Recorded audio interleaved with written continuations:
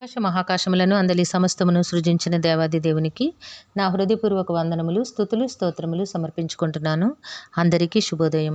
ఇది నా మహోన్నతుడైన దేవాది దేవుడు నీ కొరకు సిద్ధపరిచిన వాక్కు. యెహోవా ఈ ఆజ్ఞ ఇచ్చుచున్నాడు, ఏడవక ఊరుకొనుము, కన్నీళ్లు విడుచుట మానము, దేవుని నామమునకు మహిమ కలుగునుగాక.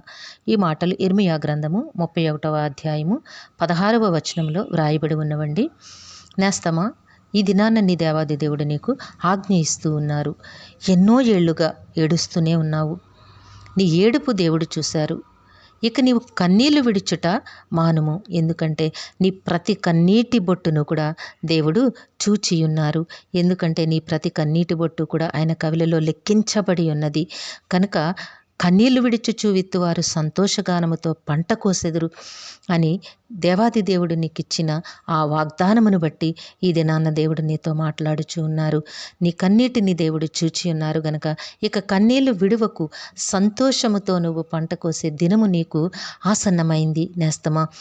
ఆ ఫలములు నీవు నీ ఒడిలో చేర్చుకొని ఆనందముగా అనుభవించే ఆ సమయము దేవుడు నీకు అనుగ్రహించారు కనుక దేవుని సన్నిధిలో నీవు ఇంతవరకు ఆశతో కనిపెట్టి ఉన్నావు నేస్తమా. ఇక ఏడద్దు, కన్నీరు కార్చొద్దు, ఎందుకంటే నీ క్రియ సఫలమైంది. నీ దేవుడు నీ కొరకు సిద్ధపరిచిన ఆశీర్వాదము నీవు పొందుకునే సమయము ఆసన్నమైంది. ఏది నీవు కావాలని ఆశిస్తూ ఉన్నావో, ఏది నీ కుటుంబంలో అవసరతగా ఉన్నదో ఎరిగి ఉన్న దేవుడై ఉన్నారు కనుక నీవు ఏ సమస్యతో కన్నీరు కారుస్తూ ఏడుస్తూ దుఃఖిస్తూ ఉన్నావో వాటన్నిటికీ కూడా దేవుడు ఇక చెక్ పెట్టేశారు. ఇక దాని గురించి నీకే చింత వలదు నేస్తమా.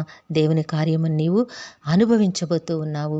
దేవుని సమయము పరిపూర్ణమైంది. దేని కొరకు అంటే నీ జీవితంలో దేవుడు సిద్ధపరిచిన ఆశీర్వాదములు నీవు పొందుకొనుటకు సమయము ఆసన్నమైనది కనుక సంతోషముగా ఉండు. నీవు తలపెట్టిన కార్యము సఫలము చేసి నీ బ్రతుకులో దేవుడు ఆనందమును నింపనయ్యున్నారు కనుక నేస్తమా, నీవు ఏ కార్యమునైతే తలపెట్టి ఉన్నావో ఆ కార్యమును దేవుడు సఫలీకృతము చేయనయ్యున్నారు. నీవు త్వరలోనే ప్రతి ఆశీర్వాదమును పొందుకుంటావు. దేవుడిచ్చిన వాగ్దానమును బట్టి దేవుడు నీ కొరకు చేయబోతున్న ఆ మహా ఉన్నతమైన ఆ విజయము కొరకు, కార్యము కొరకు, మేలు కొరకు ఆనందముతో దేవుని వైపు చూడు. కృతజ్ఞతలు చెల్లిస్తూ దేవుని సన్నిధిలో నీవు దేవుని పాదముల చెంత ప్రార్థించు నేస్తమా. దేవుడు చేయబోయే ప్రతి మేలు కూడా నీకెంతో ఆనందమును, సంతోషమును, ఆయన నామమునకు మహిమను, ఘనతను తెచ్చేదిగా ఉంది గనుక అట్టి కార్యము కొరకు దేవుని సన్నిధిలో వేడుకో. దేవుడు మాట ఇచ్చారు కనుక నీ ప్రతి కన్నీటి బాష్ప బిందువును తుడిచివేసి దేవుడు నీ బ్రతుకులో ఉన్నతమైన మహా అద్భుత కార్యమును చేయబోతూ ఉన్నారు. నీవు దానిని పొందుకుని ఆనందముగా, సంతోషముగా దేవునిని ఘనపరుస్తావు. దేవుడు నిన్ను దీవించి ఆశీర్వదించునుగాక. ప్రార్థన చేసుకుందాము. ప్రేమ, జాలి, నమ్మకము కలిగిన దేవుడా, మీ ఘనమైన నామమునకు వందనములు తండ్రి. మీ బిడ్డకి మీరు ఇచ్చిన వాక్కును బట్టి స్తుతులు సమర్పించుకుంటున్నాం రాజా. మీ బిడ్డతో మీరు మాట్లాడండి తండ్రి. మీ బిడ్డ జీవితంలో ప్రతి కన్నీటి బాష్ప బిందువును మీరు తుడిచివేశారయ్యా నాయన.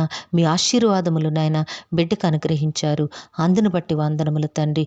వాటిని పొందుకొని మీ బిడ్డ ఎంతో మీకు కృతజ్ఞతాస్తుతులు చెల్లిస్తూ ఇక ఈ జీవితకాలం అంతా కూడా మీ నామమునకు మహిమకరముగా, ఆనందముగా జీవించే మహాభాగ్యమును ప్రసాదించమని మీ కాలు పట్టి వేడుకుంటూ ఉన్నాము.